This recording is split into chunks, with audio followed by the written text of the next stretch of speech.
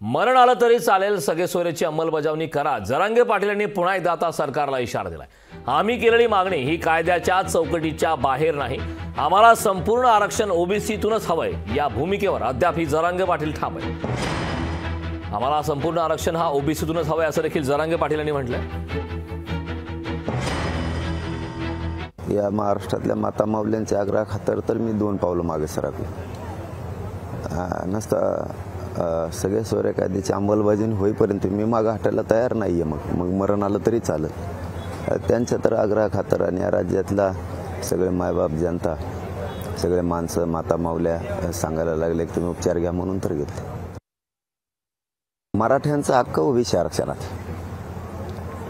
त्या हक्कापासून लांब आम्ही नाही जाऊ शकतो. आमच्या नोंदी तिथं सापडल्यात याचा अर्थ आम्ही सगळ्यात अगोदर आम्ही येतो ओबीसी, नंतर बाकीचे 1967च्या अगोदरच्या 100, 150 वर्षापूर्वीच्या नोंदी सापडल्या. म्हणजे अगोदर मराठा आरक्षण सगळ्याच्या अगोदर. त्यामुळे अगोदर आम्ही येत, तो हक्क आमचा आहे. लोकशाही मराठी ऐका, पहा, जागरूक रहा.